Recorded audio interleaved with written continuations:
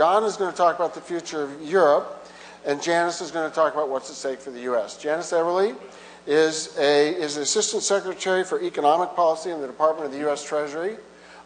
She's one of the public officials that everybody's been talking about all day, and here she is in the flesh. She most recently served as the John and Helen Kellogg Distinguished Professor of Finance at the Kellogg School of Management at Northwestern, and previously was on the staff of the White House Council of Economic Advisors. John Lipsky doesn't need an introduction, but he always gets one. John is on the board of SIEPR with me. He is currently at SAIS, the School of Advanced International Studies at Johns Hopkins, one of whose students is my son, actually. And he has before, I'm just going to tick these off bullet form. He was the head of the IMF for 4 challenging months, having been first deputy secretary. Before that, he was vice chairman of J.P. Morgan's investment bank, and he was chief economist. He currently now is on the board of directors of HSBC. So he doesn't seem to be able to shake big banks no matter what he does.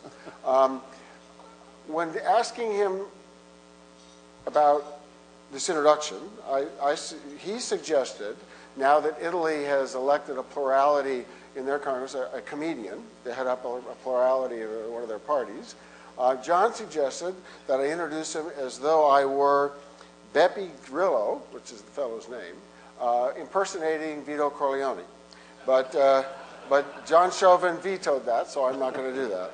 So John Lipsky is one of the most distinguished members of the Stanford PhD class of economics in 1973. Thank you. Thank you very much, Steve, for that great introduction. Well, good afternoon, and before I start, I want to begin by offering my congratulations to John Chauvin and his colleagues for putting together such a terrific program heretofore, mind you. And also, I want to congratulate the speakers who've set such a high bar so far and made it hard for the rest of us. And I want to especially thank John and his colleagues for offering us the coveted after lunch, early afternoon session. And we'll do our best. We'll do our best. They have asked that in this section that I make sure that at the end you will understand the role and responsibilities and selection method of the European Council, the Council, the ECOFIN, the Eurogroup, the European Commission, the European Court of Justice, the European Court of Auditors, and the European Parliament. Sounds exciting. No, that's not what we're going to talk about. But we are going to talk about some key questions that I've boiled down very simply here. About the euro and the European single market and its role in the future. Is it going to survive? Will it expand? After all, remember, there are 27 countries in the European Union, and today only 17 in the single currency. So the question is, if it survives, will it then expand to encompass the members of the European Union that are not currently members of the single currency?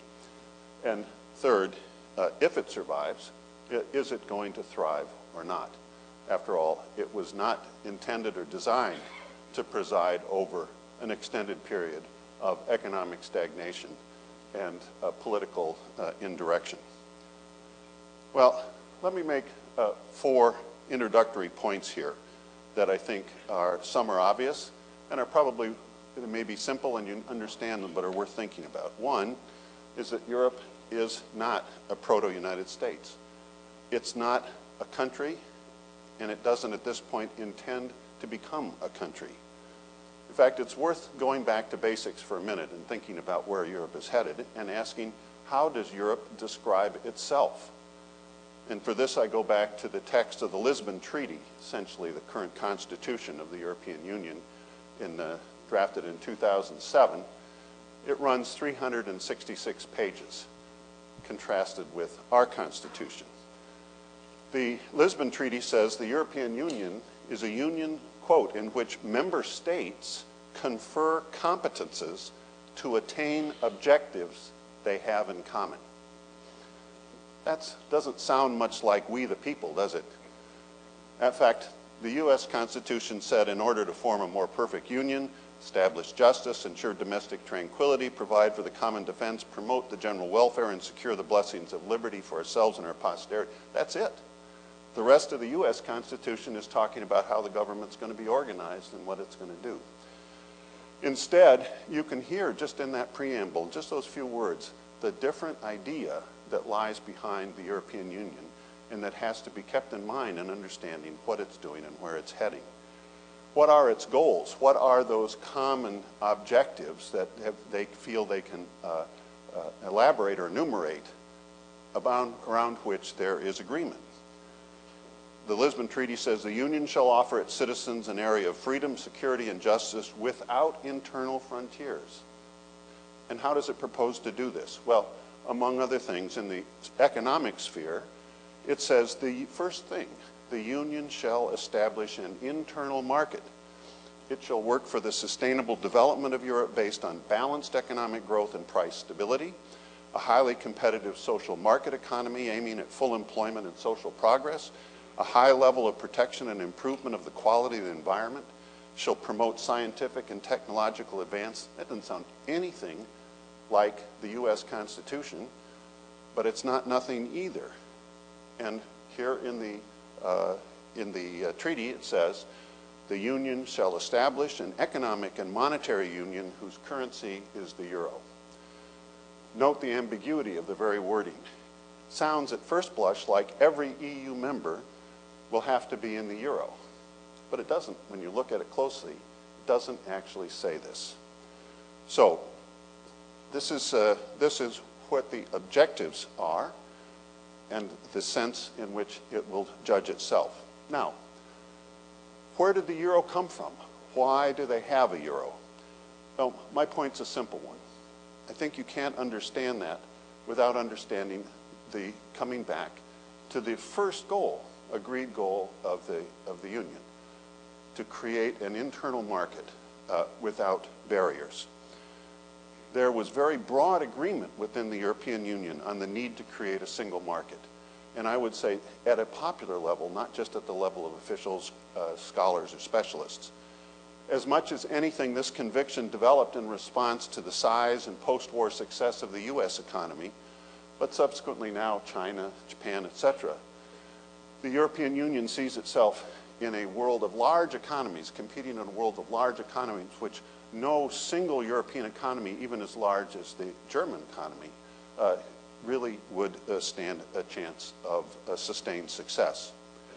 Now, enough Europeans became convinced that a single currency was needed in order to sustain a single market that they actually created it.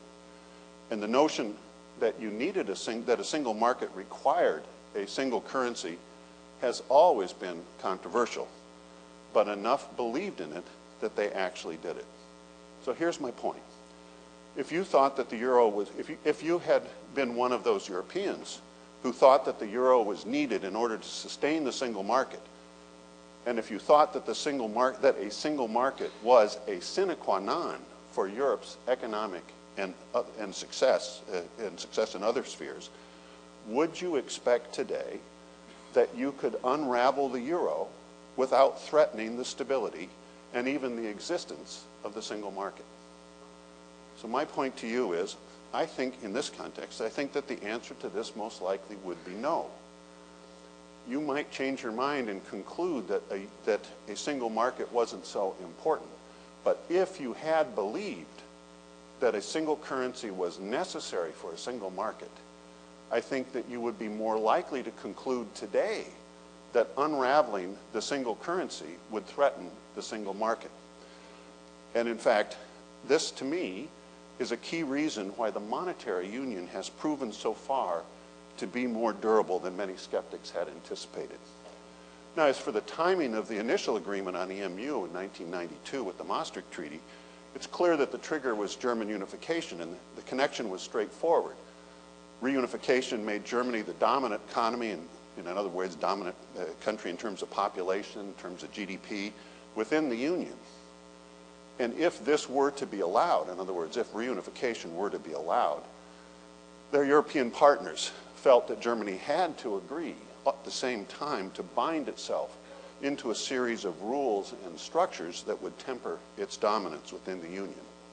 In other words, we should view EMU in practice as the price Germany paid for unification. Of course, the symbolism was profound. The Deutschmark and the Bundesbank were replaced by the Euro and the European Central Bank. Moreover, remember the insistence by the Northerners on a multi-speed Europe that was intended to keep the Southerners out of the initial round of the monetary union essentially failed for political reasons as much as anything, as Italy, Spain, Portugal, and eventually Greece all made it into the euro. Well, of course, you know all this part of the story already, but I'm telling you this to underscore a point that I think typically is forgotten in the current discussion of Europe's future. Namely, at the outset, it was assumed that Spain and Italy would be the big winners from monetary union, as their long-term interest rates were dropping to levels previously unimagined, and at the same time they were guaranteed access to the broad European market. It was expected widely at the time that one result for the winners was going to be a decades-long investment-led period of boom. At the same time, it seemed obvious at the outset that Germany was going to be the big loser, at least in economic terms, but this was the political price paid for unification. I don't want to prolong the story by explaining what happened in the ensuing 2 decades to exactly reverse the conventional wisdom, such that today it's considered, people will tell you it was inevitable that Germany was going to be the big winner from monetary union. However, the short version of that story involves the unanticipatedly favorable performance of German unit labor costs within the Eurozone. In other words, instead of losing competitiveness as was expected, Germany gained, and its neighbors gained competitiveness within the single market. Now, the essential point here is straightforward. What they tell you today is an inevitable outcome may be no more inevitable than the initial version of the story. The third point, the notion that there were challenges and problems of monetary union was recognized at the start, not just by outsiders, but by the Europeans themselves. And there were 3 that are worth thinking about and emphasizing or discussing at this point. First was the observation that the Eurozone was not an optimal currency area. And I see Ron McKinnon is here today, who is one of the foremost thinkers about this concept of an optimal currency area. Well, the challenge of producing successful economic convergence within a single market, when many of the participants had been accustomed to periodic currency adjustments to maintain reasonable competitive balance, was always a questionable or a widely recognized challenge. Now, economists tend to describe that this challenge, as I said, by noting that the Eurozone simply was not an optimal currency area, and that the constituent economies were simply too different and too divergent, implying that external shocks were going to produce destabilizing strains within the Union. Of course, here in the U.S., we recognize there's plenty of divergence between Massachusetts and Mississippi, but we don't worry about such divergence being destabilizing. And the point that many critics forget is that even at the outset of EMU, Europeans recognized this problem very clearly. However, they expected that by creating a single currency from which there was no escape, and that's why there's no exit clause, and within a largely or increasingly barrier-free single market, that the inevitable result would be fundamental economic adjustments made in the economies that would transform the zone into an optimal currency area. In other words, that was the goal. Of course, as I've already stated, it was the opposite that occurred. Up until 2008, 2009, in the crisis, the Northerners gained competitiveness relative to the Southerners. And as I said, that many view this today as inevitable, and some will tell you it's ultimately fatal to a fatal problem for the success of the single currency. But the second problem, which was recognized, was that there were, at the same time, no central fiscal institutions that would help to alleviate or ameliorate strains within this non-optimal currency area. So this was discussed at the time as that of how could we enforce adequate fiscal discipline within the Eurozone. Monetary policy, of course, is set centrally by the European Central Bank, but there was no equivalent means of ensuring responsible budgetary policies by member states, especially if investors considered it to be possible that the EU would come to the rescue of an overspending or an overborrowing member. And despite attempts to create budgetary rules and constitutional prohibitions on bailouts, investors became willing to purchase sovereign debt of all Eurozone member countries at virtually the same interest rate. In other words, official discipline failed and market discipline failed comprehensively.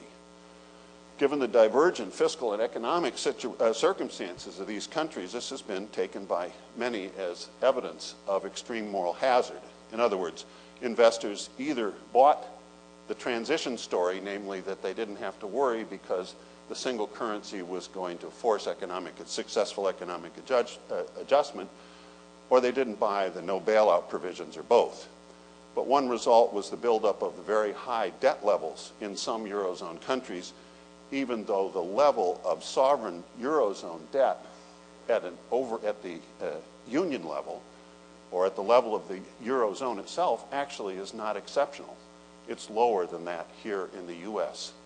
It's only the distribution of that debt that has been problematic.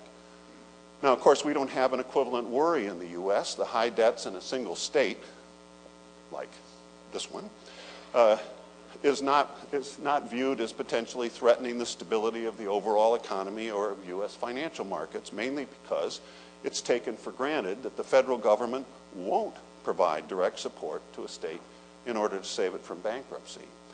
And as a result, the force of market discipline is much stronger, and many states also have constitutional other limits on deficit financing. And there's some other differences between the US and Europe that have influenced these diverging expectations. First of all, federal spending is much larger relative to state spending in the US than is the case with the European budget relative to member country budgets. In fact, there's no comparison. The budget of the European Commission is something like less than 2% of the entire GDP of the zone. Second, the prospect of counter-cyclical federal transfers to states is much more credible here in terms of averting idiosyncratic strains in a single state. And that's simply not the case in Europe. And third, it's assumed that labor mobility is much larger within the US than within the Eurozone. But there's a bigger point that you can't miss. Why were there no fiscal institutions created at the outset when the problems that I'm describing to you were recognized at the time by the Europeans themselves? And the answer is simple. Oops, sorry about that. There was no consensus on the eventual form of governance in the European Union. There was no agreement on what would the European Union look like in the long run and how would it be governed. So there was an implicit decision to describe the goals and to fill in the details on horseback.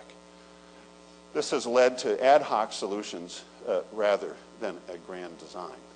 And as we'll come back later, what was never imagined that the challenges that were going to be faced were as large as they have been. The third weakness that was recognized, that they created a single financial market but no central supervisory or regulatory authority. Despite the creation of a single currency and the intent to create a single financial market, similar to that here, regulation and supervision has remained the responsibility of each member country. In many cases, this produced large-scale problems, in particular, many weak European banks, and dare I say it, some of those banks in the strongest economies, such as Germany, produced a significant portion of toxic U.S. housing-related securities. In fact, 50% of all the toxic assets produced in the U.S. ended up on European bank balance sheets. More broadly, most European banks became major holders of sovereign debt of Eurozone members. In fact, about 1/2 of all Eurozone sovereign debt is held by banks based in Eurozone countries outside the issuing country. As a result, this crisis spread first to the Eurozone banks, but then also from the peripheral economies to the banks in the core economy, hence spreading the crisis in a way that simply was not anticipated. And that's my fourth point, that the severity of the challenges simply was not foreseen, even though the basic problems were understood from the beginning. For example, the weakness of the financial system was understood, but the weakness of the system of budgetary discipline was understood, but was not anticipated was the comprehensive failure of market discipline to rein in errant economies. And secondly, what was not foreseen was that the challenge to the institutional structure, the regulatory structure, the financial structure, was going to emanate from the mother of all financial crises, coming from the United States. So the level of challenges they faced were simply inadequate the challenges they faced were much larger than the means they had envisioned to respond. So what was their response? Well, we were actually witness to some of it here. First, of course, was denial, the notion that this was an American problem, that the financial crisis was an American problem, not a European problem. When it became obvious that wasn't right, there was what I call a stuttering and unsure response. Right here, do you remember? Many of you must have been here in March 2010 when Jean-Claude Trichet, from this podium, said, we're going to solve the problems of Greece and the IMF should stay out of it, or words to that effect. As he said to me privately and he said publicly, it wasn't a comment on the IMF. It was a comment on the need for the European authorities to step up to their responsibilities. A fair point, but in the event, they were not ready to face the challenges on the scale that they saw. But then they got into action. First, reactive, as the crisis in Greece and its implications became clear. They created, over a weekend, something called the European Financial Stability Facility, the EFSF, an attempt to create whole cloth overnight, basically, a central financing mechanism that would provide financial support to states that would be funded from the governments, and eventually things like the LTRO, long-term repurchase operation created by the European Central Bank to help bolster that. And then eventually, and more recently, the response has become forceful, strategic, but simply not yet credible. There have been important elements of strengthening introduced for the governance process, the so-called six-pack and two-pack. I won't go into the details. They created a strengthening of the Stability and Growth Pact, the limitations on the budgetary process. They created an imbalance, payments imbalance process. They created a new financing mechanism, the European Stabilization Mechanism, and very importantly, starting next year, the single supervisory mechanism will take place, will be created to create a European-level bank supervisory authority. In other words, when you look back, you'd say they reacted very strongly, but still the degree of the challenges means that these measures are not yet credible. But does that mean there's reason for pessimism that is so commonly heard here, but elsewhere as well, and which, of course, hasn't been helped by the kind of political developments that Steve and others have alluded to today? Well, let's take a look. Here we can see, I hope you can see it, movements over the past decade in unit labor costs. That bottom dark line is Germany, and the crisis countries are up above. So there is in black and white and red the fact that over this past decade that the crisis countries had significantly lost competitiveness relative to Germany and the countries around Germany. That's point one. And point two is, however, the latest developments show a convergence in everywhere but Italy.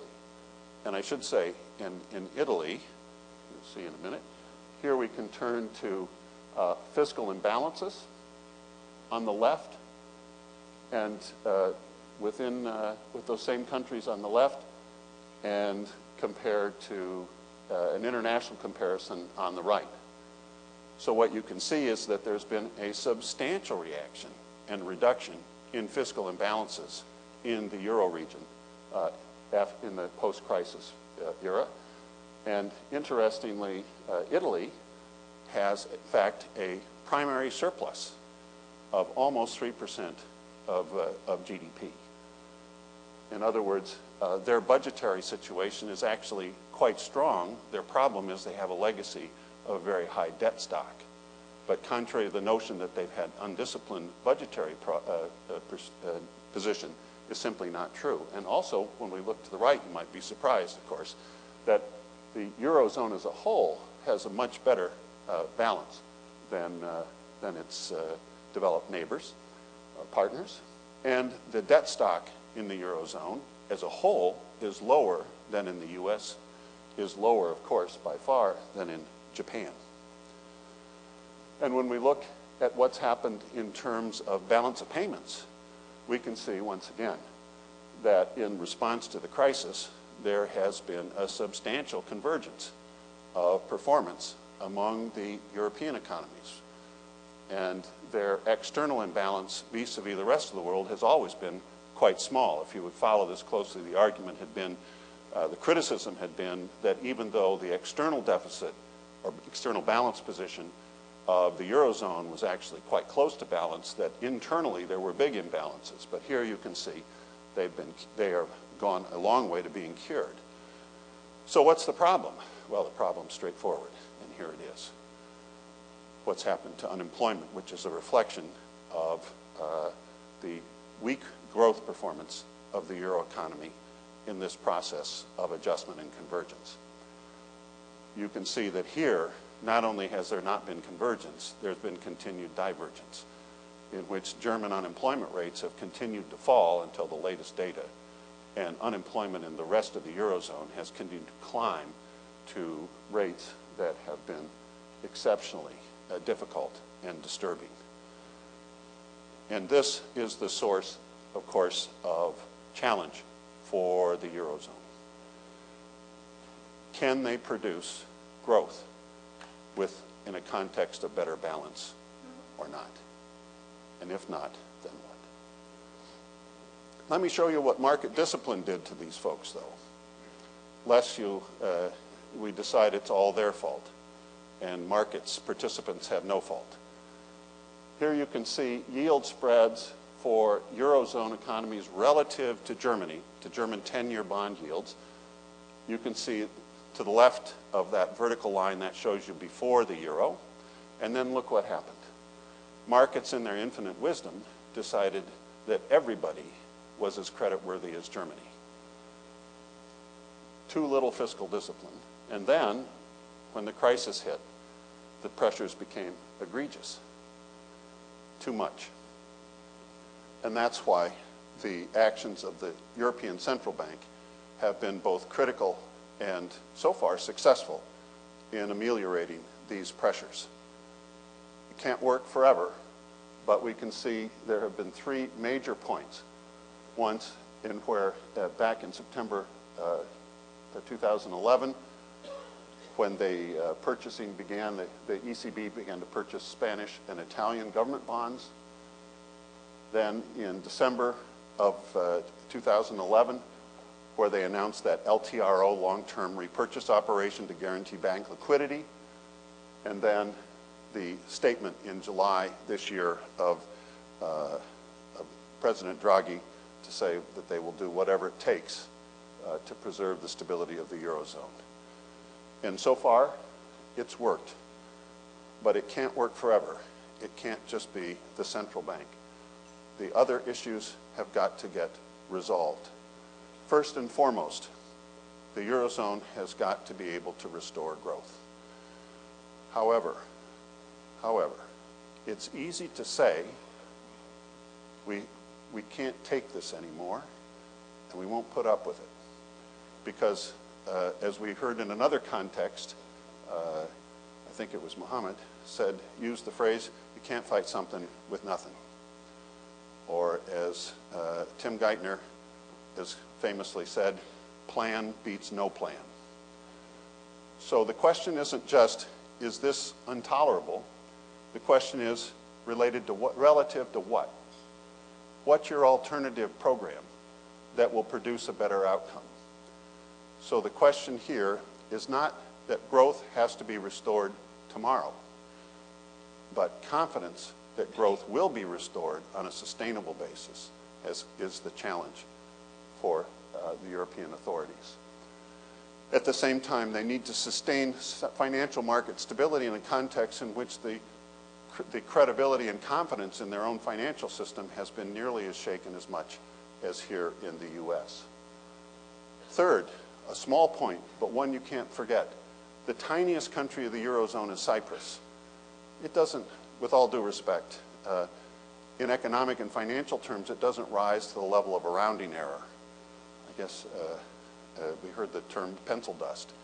That would, in economic terms, it's sort of like that. But they have fallen into crisis and need to be solved. I won't go into details. If you wanted to ask questions later, I would. But the issue here is how can you solve a situation where you have a couple large banks that are widely believed to have been engaged in, let's just say they have a lot of overseas depositors who may not be the most savory folks you ever ran into.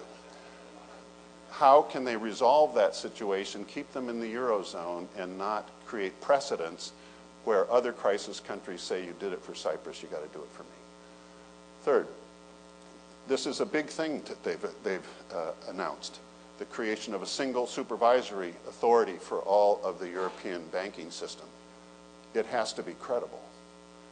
Fourth, they have to make progress on making these instruments like the new Stability and Growth Pact, the European Stabilization Mechanism, credible.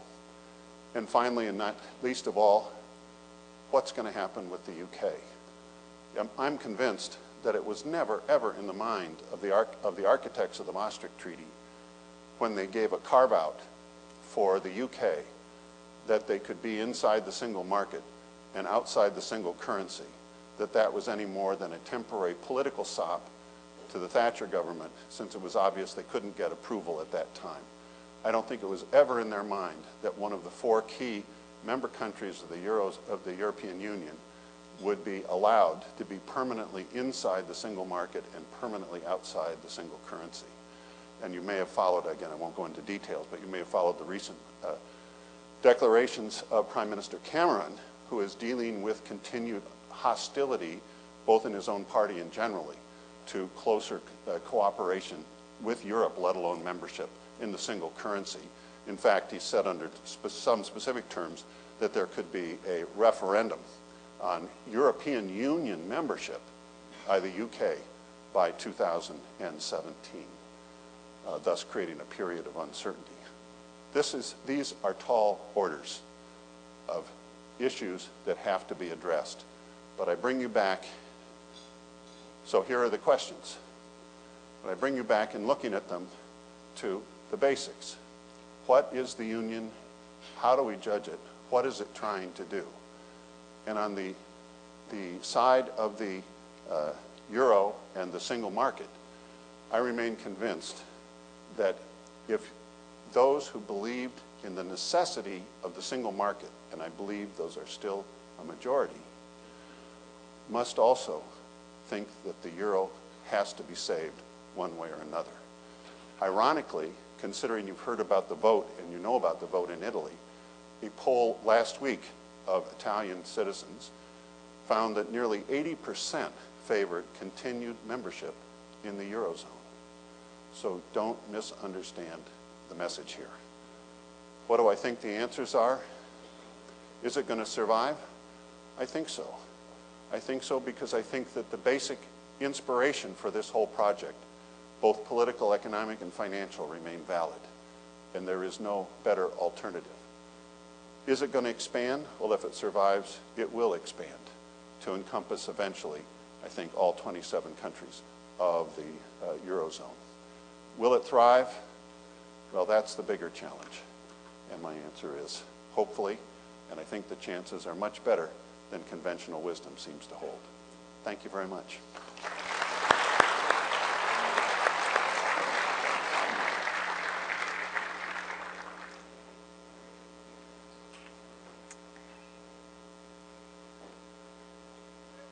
Good afternoon. I want to thank you for inviting me to join the conversation and the discussion you're having today.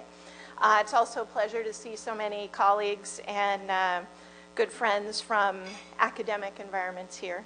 I want to expand on the discussion that John has started by drawing some connections and also some parallels but some divergences between the experience of Europe and the European Union and the Eurozone, which are all distinct concepts, and that of the US and US economic policy. So let me start first by getting my slides and thinking about the connections between the US and the Euro area. They're very closely connected. I could draw the pictures for you verbally. The US and the Eurozone each have very large GDPs, roughly equivalent size. The US in current dollars is slightly larger at the moment. But US exports to the Eurozone constitute about 13% of the total amount of exports from the US. And similarly, about 13% of our imports come from the Eurozone as well. So we have very close trade linkages. If you expand your definition of Europe to, or the Eurozone to broader measures of Europe, you would find that about 20% of our trade in both directions is with Europe. Those trade linkages are likely to expand as the US and Europe explore the possibility of, with our ongoing discussions, about a trade union between the two regions and an expanded trade agreement. Financial linkages are also extremely tight. If you look at the combination of both the foreign direct investment as well as the financial investments that go back and forth between the two regions, roughly a third of US financial investments abroad go to Europe, broadly construed, and similarly, roughly a third of the investment coming into the US comes from the Euro area. So because of those linkages, probably not surprisingly, you would find that it's no surprise that the economic fortunes of the US and of the Eurozone are very tightly interwoven. Prior to the global financial crisis, growth in the US and the Euro area followed a similar trajectory. You gonna get the slides? They're working on it, thank you. So if you follow US and European GDP through 2008, I'll go back to my, my academic. You follow them through 2008. They were rising, roughly in concert. And then you hit 2008, and you know what I'm going to do next. They went down, roughly in concert. And the GDP of the US fell slightly less, in fact, than Europe as a whole. Though if you look at labor market metrics rather than output metrics, you would find that the US experience was slightly worse. But looking at the two together, the initial impact of the financial crisis on Europe and the US were roughly similar. Since then, oh, thank you. So there's imports and exports, there's trade. This is the GDP. Did I get my angle about right on the way up there? And then on the way down, you see the co-movement.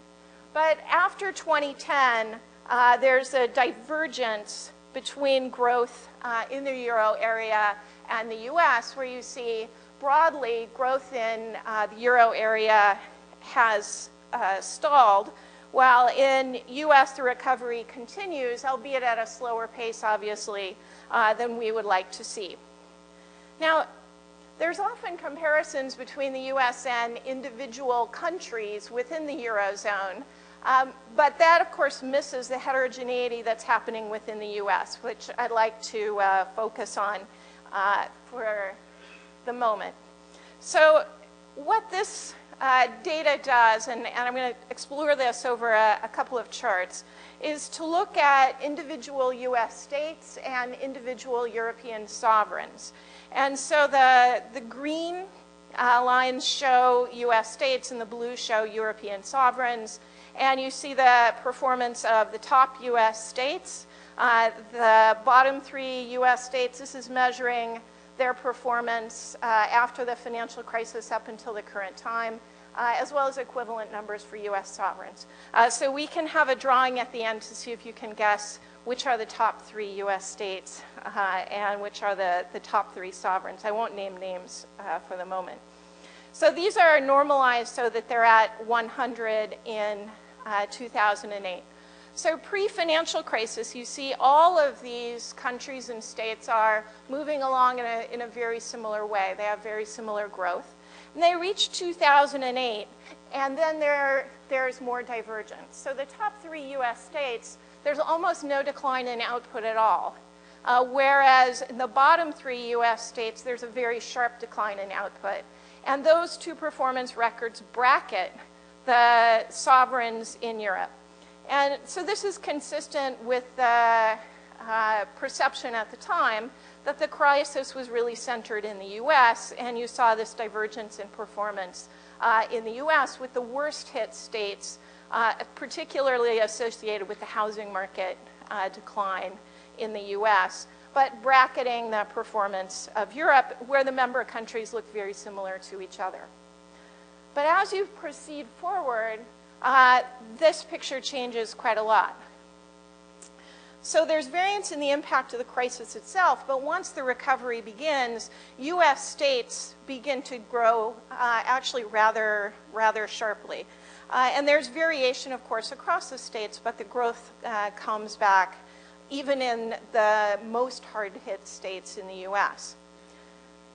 In Europe, however, the recovery begins across all of the states, but here's where you see the real divergence between the best performing, or the strongest European sovereigns and those who face the biggest challenges.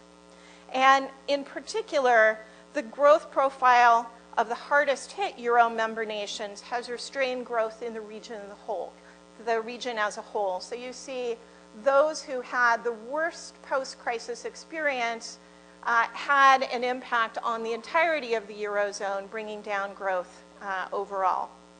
So the interesting questions, and John has raised some of these in thinking about the institutions, are what caused the economies with the biggest challenge to have such an outsized effect on the rest of the Eurozone, and why did the US have such a dissimilar experience?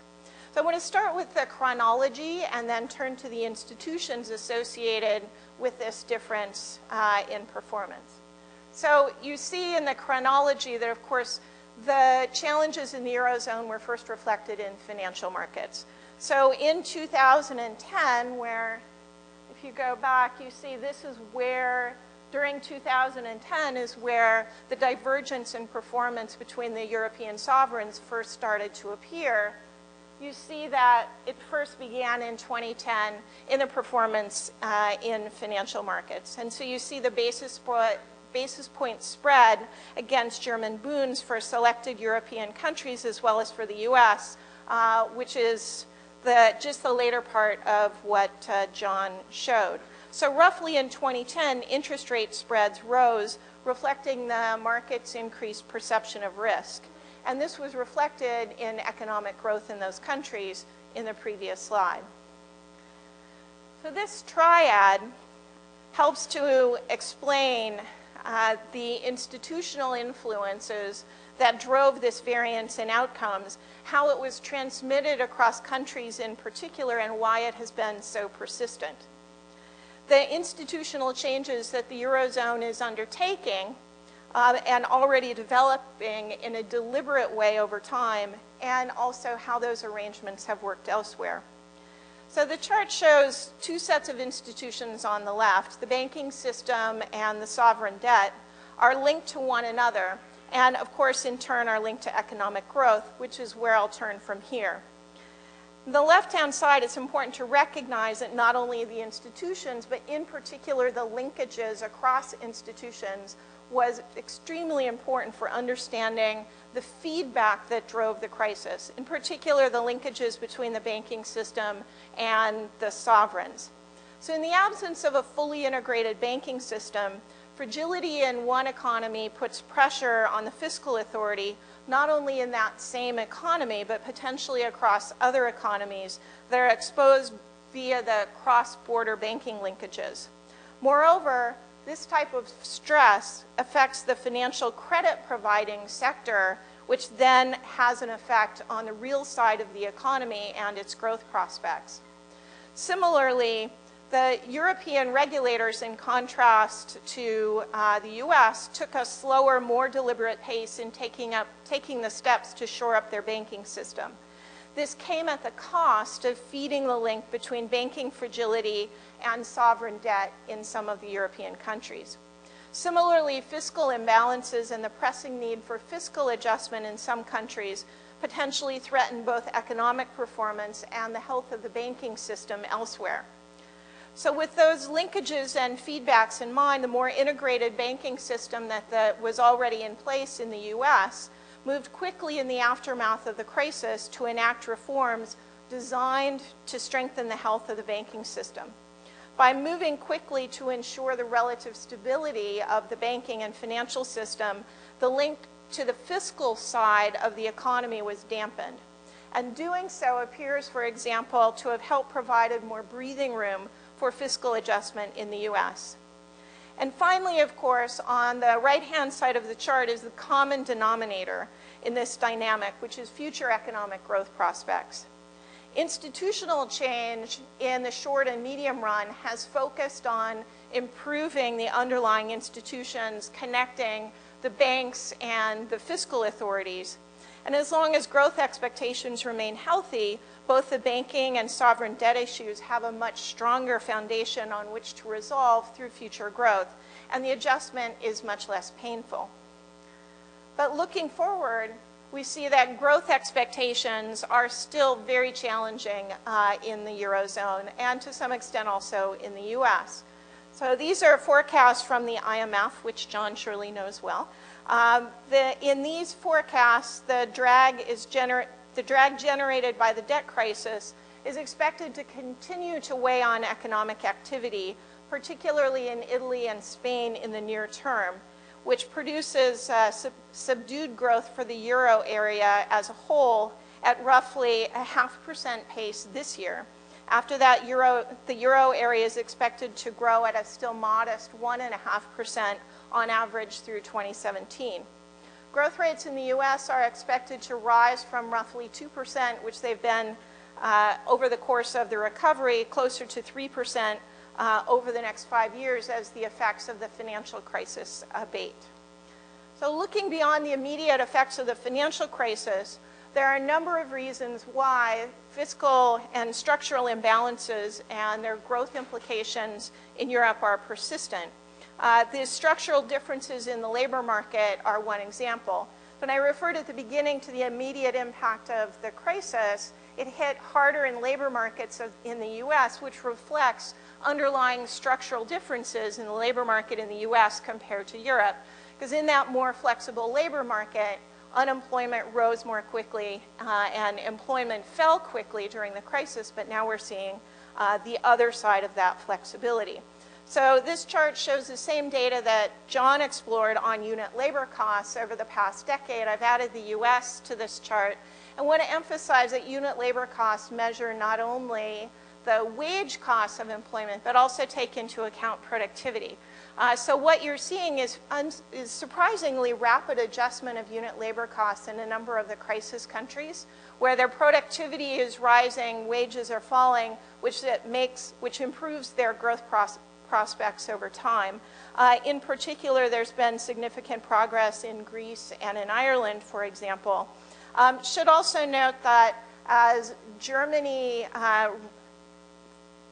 unit labor costs rise over time, they can also make adjustments on the demand side that will improve the structural imbalances and the current account balances that John was pointing to in his slide. Another important characterization of flexibility in the labor market is to look at migration. The U.S. is generally known as a relatively mobile labor market. There's been some concern that mobility may have declined recently, but this puts in context by one metric, and there are many such metrics to look at relative mobility, that the U.S. tends to be a relatively mobile country. This chart shows the percentage of the working age population that moves between U.S. states for the U.S. or between EU countries in Europe. There's clearly substantial variation, but this matters for growth because as labor moves to its most effective uses in a more flexible labor market, this promotes growth, just as having capital move to its most productive uses also promotes growth. In the context of thinking about adjustment and institutions, which we're emphasizing in thinking about the sustainability of the EU, a flexible labor market also promotes the ability of economies within the EU or states within the US to adjust to differential shocks that may occur throughout the economy. They also tend to reduce the large divergences in unit labor costs that we saw on the previous slide. So these divergence in growth paths surely reflect structural differences that we see across the US and also across Europe, and as well as institutional arrangements. One last point that I wanted to emphasize within that institutional perspective is the prospect for a fiscal union, or at least greater fiscal union. So there's been movement on the within banking regulation toward having a single supervisor, single supervisory role in the U.S., in Europe, but much less movement on the fiscal side. And the relative size of the centralized budget in the European Union is about $180 billion. It's about 1/20th the size of the centralized federal budget in the U.S. So in general, having local budgets that rely only on local revenue tends to produce very pro-cyclical fiscal policy. That is, expenditures are high during booms, they collapse during recessions, and that collapse during recessions makes the recession worse. So typical public finance would suggest you want to find ways to avoid having pro-cyclical fiscal policy. So in US states, you see that real revenues, and that's what I put in this chart, real revenues are highly correlated with state-level GDP. So the revenue side of state budgets has a correlation with output of 90%. So it's a very pro-cyclical revenue generation mechanism. This is across states and over time. Yet in the next line, you see that their real expenditures correlation with GDP is only about 0.1. So the real expenditures are roughly acyclical. Yet at the same time, most state budgets are prohibited from running deficits, and so they're not able to, or are prohibited from accumulating large amounts of debt. So it's very difficult for states to borrow in order to smooth out this cyclicality in revenues. So what fills the hole? It's this large component of federal spending which actually goes to states, which is very counter-cyclical. So the correlation between federal contributions or federal transfers to states and state GDP is almost negative 0.5. So that plays an important role in smoothing out expenditures at the state level and helps to contribute to states' fiscal responsibility. The structure of the European Union in its initial form didn't allow for those types of transfers because of the limited size of the central fiscal authority. So there's an ambition to improve that and to have the central fiscal authority play a larger role, but at this point the scope for doing so is quite modest. So in closing, let me just comment that the European Union has made substantial progress toward achieving greater integration, both in financial markets and in banking supervision. It's continuing to work on greater fiscal integration to avoid the sort of pro-cyclical fiscal policy that would otherwise result from the restraints that are put on member countries' individual fiscal policy, but there's clearly more work to do as there is in the US. Now, I understand from this morning that it's obligatory to end with a joke about economists. And being an economist, I'm tempted to do that. But having now spent some time in government, I'd like to share that pleasure with lawyers. I had the pleasure of having one of the ambassadors from the European Union come to discuss exactly these issues, the prospects for growth and the prospects for a thriving European Union. And we discussed exactly these issues of how, with the challenges that are faced with greater integration, both in banking and on the fiscal side. And he said, you economists, you look at where we'd like to be. You look at the top of the hill. And I'm a lawyer. I see all the steps along the way. And in focusing, in thinking about the prospect, he emphasized that there are many steps along the way. They're not the even steps of our beautiful edifices. They're rough-hewn. They're only partially articulated at this point, but there are many of them. But the good news that he emphasized was that they know where they want to go.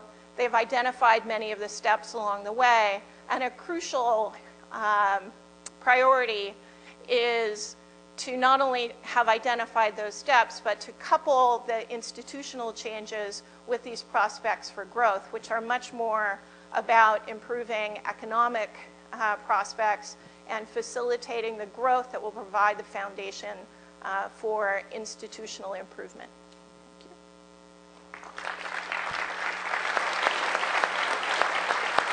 Do you want to follow up? Do you want to say something about her? Only that before I go to questions? that most economists' jokes aren't actually very funny. But the only one I really liked, I always heard ascribed to Ronald Reagan. Maybe George could tell us if it's true. That I was told that Ronald Reagan once said an economist is the kind of person when they see something working in practice thinks the important question is, does it work in theory?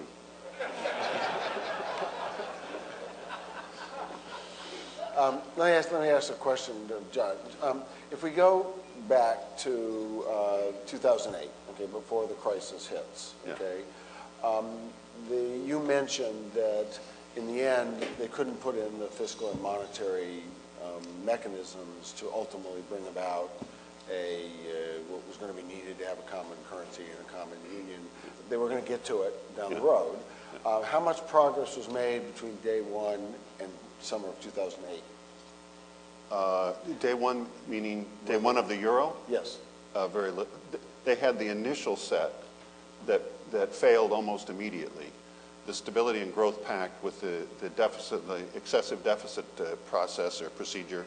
The first transgressors were France and Germany right away, who said, by the way, this doesn't apply to big people like us.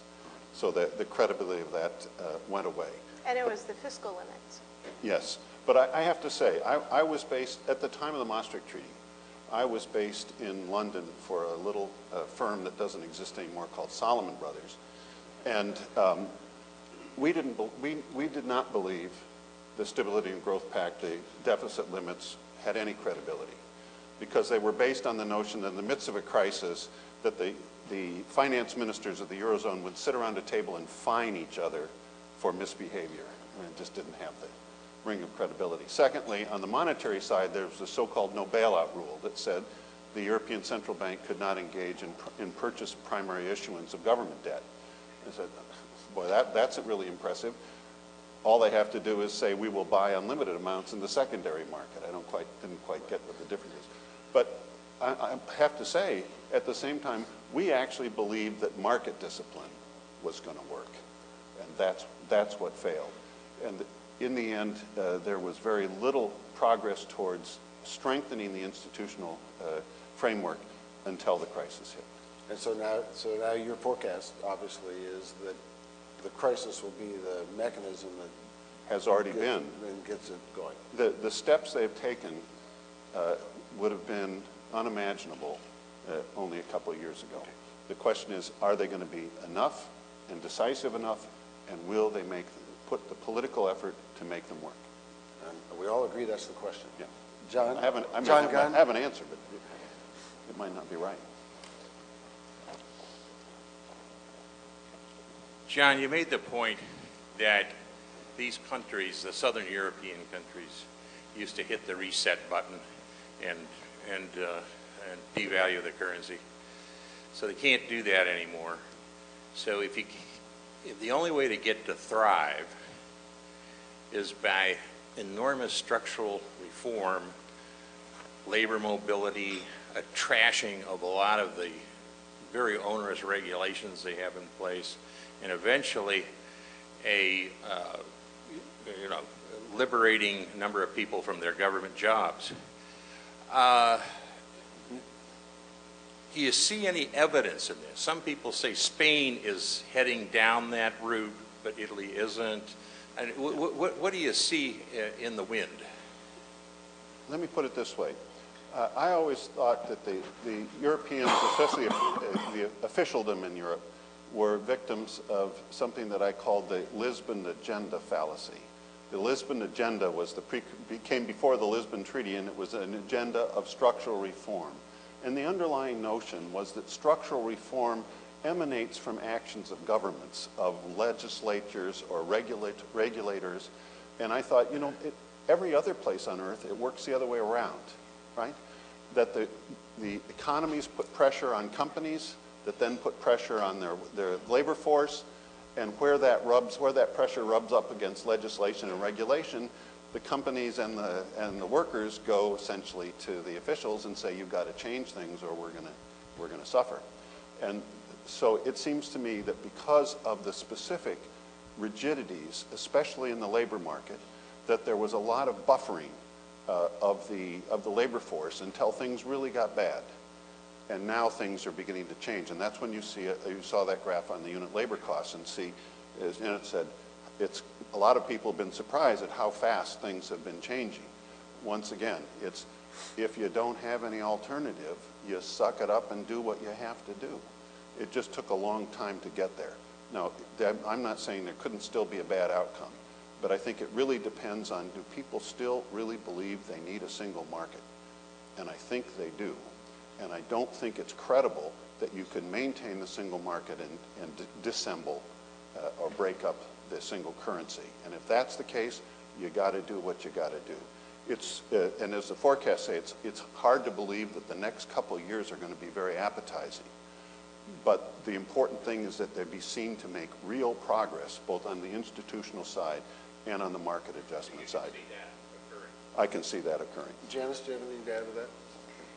Yeah, I think John pointing to the frictions in the labor market is absolutely right. And the important thing to keep in mind also, though, is that that unit labor cost measure tries to capture movements in the product market. Because in the product market, there are also rigidities that are hard to capture directly.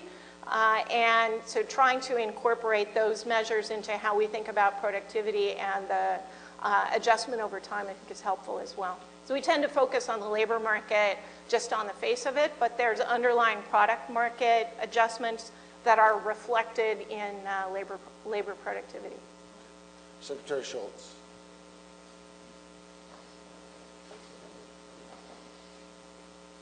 I hope you indulge me just a minute to put this into a somewhat different context based on observations and experiences of my own. You have to remember that there were 2 world wars. In the second one, 70 million people were killed, a good sizable proportion in Europe.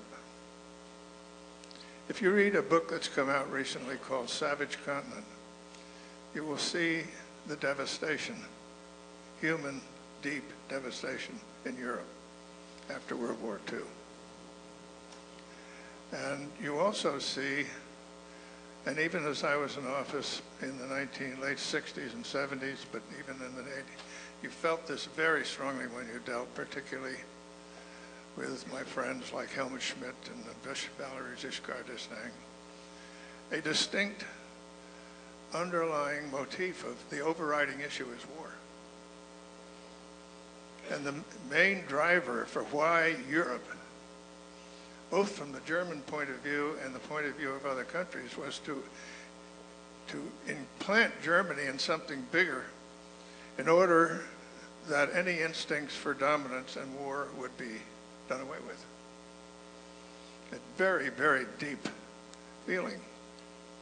So that led to a willingness to do things for the sake of, quote, Europe, that you might not otherwise have done. I can remember a time I was out of office, and it was in the 1970s. Helmut Schmidt was in office, and he came over here and visited me and organized a little meeting of some of the economists around here. And we talked about him, and we started attacking him on the common agricultural policy. And finally he said, look, it's indefensible, but it's the only thing we have that's Europe. So people were willing to go to some lengths. I can remember when President Reagan was in office, Helmut Kohl came over, and the 3 of us are sitting in the Oval Office, and he explains to Reagan, he said, a few months ago, I went to a cemetery where French and German soldiers were buried with President Mitterrand. And we had a handshake. And the picture went all through Europe. And it made a deep impression. And would you come over? He was going to make a trip. When you're in Germany, would we go to a cemetery where German and Americans are buried and have a handshake? And it will have that same resonance. This is the 1980s. The Germans picked a cemetery called Bitburg, and somehow initial surveys by us said it was all right. Then it was announced, and reporters went over, and they brushed the snow off the stones, and they could see a lot of SS were buried there. And there was a huge outcry here. And we tried to get it changed, and Helmut Kohl said, if you change, my government will fall. So deep. Helmut Schmidt came over.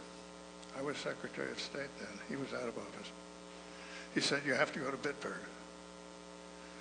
But he told me, he said, I've learned that one of my grandfathers was Jewish. And I feel this very deeply, and you must go to a concentration camp, a Holocaust camp, which we had already planned to do. But the depth of this, President Reagan, he felt he had made a promise and he would keep the promise, which he did. Margaret Thatcher told me later, says, there's no other leader of a democratic country would have put up with such political turmoil at home to keep a promise.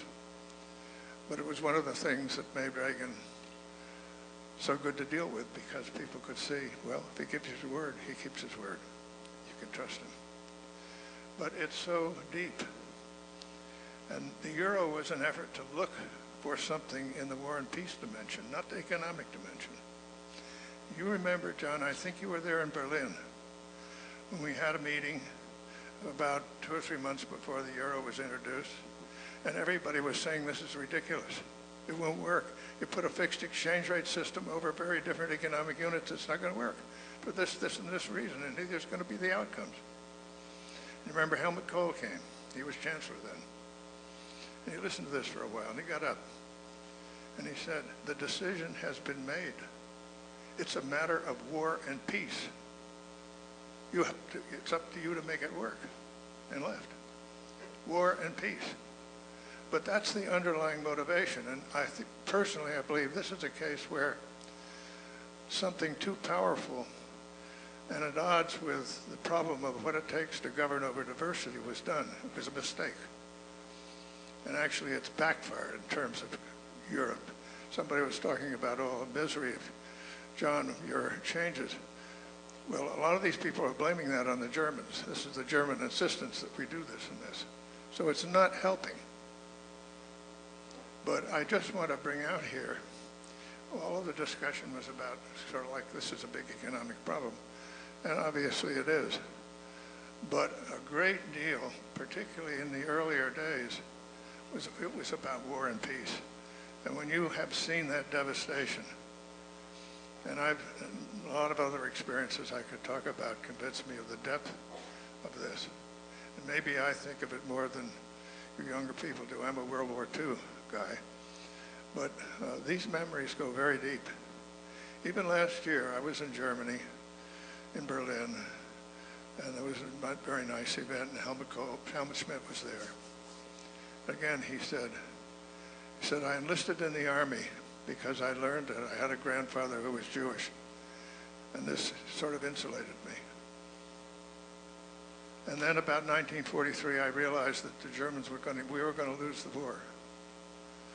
And then he said a little later, I realized, he looked at me, I realized, George, you were fighting on the right side and I was fighting on the wrong side. I mention these things because this has depth, emotional depth. And I think, in a sense, it's up to the economics people and to prevent people from doing something that simply won't work because of this urge to create a way.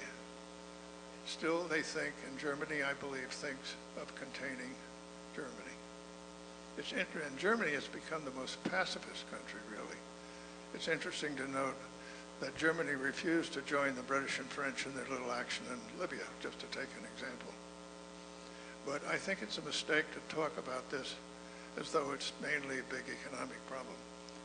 I think in its inception, and even I realize the World War II people are fading out, but still I think these memories are there, and you can't ignore them.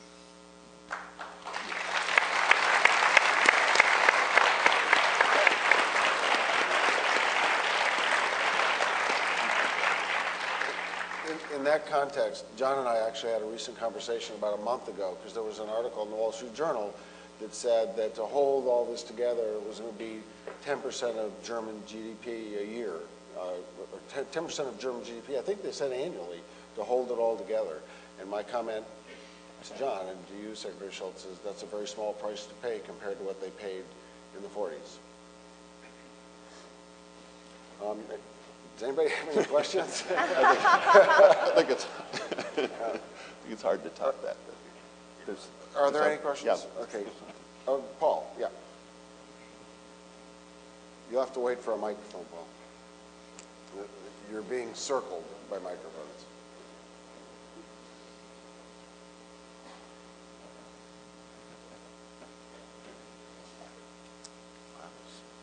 It's a very rare experience for me to even venture to add something to what George Schultz has said, which I think is very important.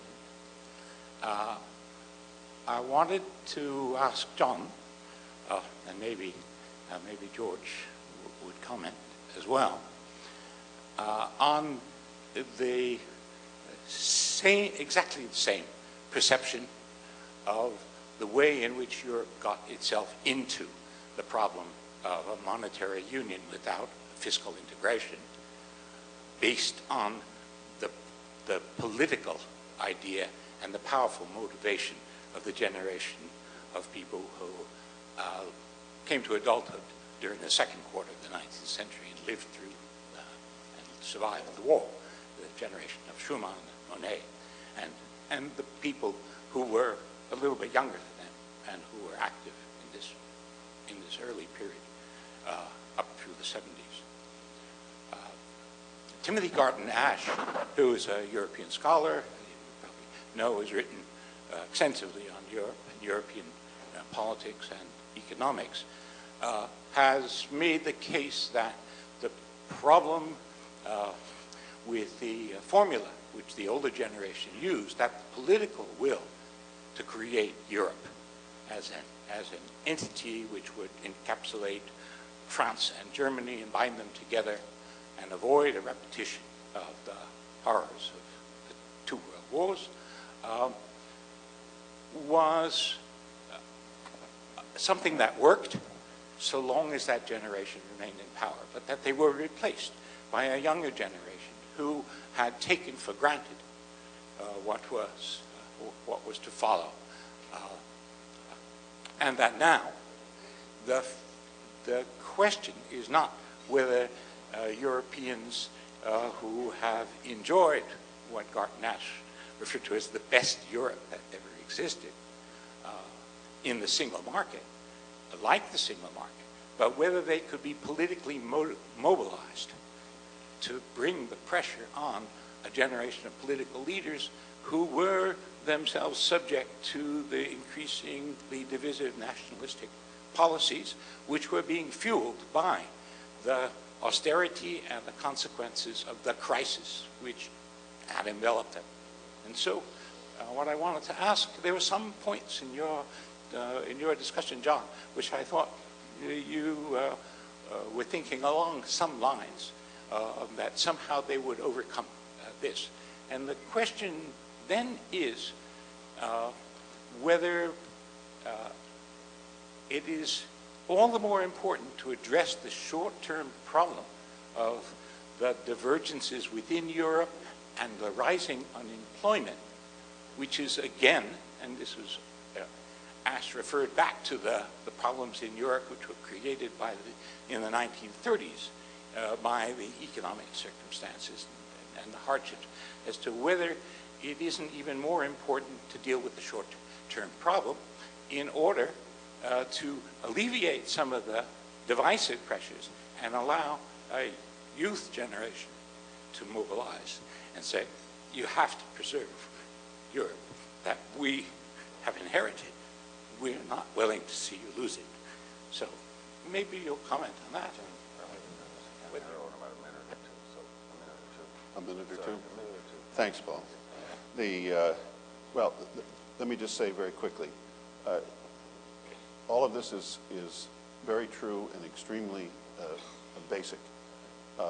It's also true that for this project to succeed, it has to ultimately make sense in economic and financial terms. And that's what my perception is that the younger generation of the economically advanced and sophisticated, et cetera, understand that the commitment to a single market. And I still believe there's still a broad support for the measures to support a single market. As I was trying to say in my presentation, I can imagine